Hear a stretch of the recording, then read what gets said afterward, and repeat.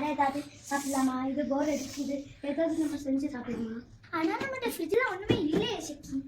நம்மகிட்ட கேபேஜ் இருக்கு, அன்னைக்கு அம்மா செஞ்ச மாதிரி கேபேஜ் வடை செய்யலாம். வாங்க இப்போ கேபேஜ் வடை செய்யறதுக்கு என்ன பண்ணணும்னு நாங்க சொல்லி தரோம்.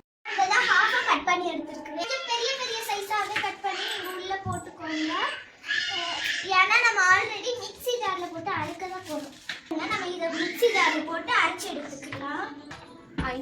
இதை அரைச்சி எடுத்துக்கலாம். அரைச்சி கேபேஜ் ரெடியா இருக்கு. அது கூட நம்ம வெங்காயம், பச்சை மிளகாய் இது உள்ள போட்டுக்கலாம். இது கூட பெருஞ்சீரகமும், காயப்பொடி, அரிசி மாவு, கடலை மாவும், வத்தல் பொடியும் ஆட் பண்ணணும். தண்ணி ஊற்றி மிக்ஸ் பண்ணாதீங்க, ஆல்ரெடி கேபேஜ்ல தண்ணி இருக்கு. இப்போ நான் சொன்ன எல்லாத்தையும் போட்டு கையில மிக்ஸ் பண்ணிக்கோங்க. இப்போ கொஞ்சம் உப்பும் போட்டு மிக்ஸ் பண்ணிக்கோங்க. இப்போ நம்ம இது ரெடி ஆயாச்சு. இனி நம்ம ஸ்டவ் பற்ற வச்சுட்டு கடையை வச்சுட்டு எண்ணெய் ஊற்றிக்கலாம். நான் வடை மாதிரி தட்டி எடுத்துட்டு வடை மாதிரி ரவுண்டா செஞ்சு தட்டி போடுங்க.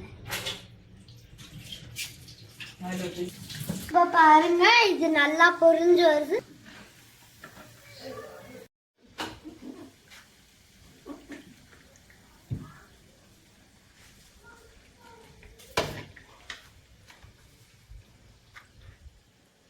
சூப்பரா வடை பண்ணிருக்கோம். நம்ம எல்லாத்துக்கும் கொடுத்து டெஸ்ட் பண்ணலாம். ஃபர்ஸ்ட் போய் அப்பாட்ட கொடுப்போம். நல்லா இருக்கு, சூப்பரா இருக்கு. சூப்பரா இருக்கு, நீங்களும் ட்ரை பண்ணி பாருங்க. By guys.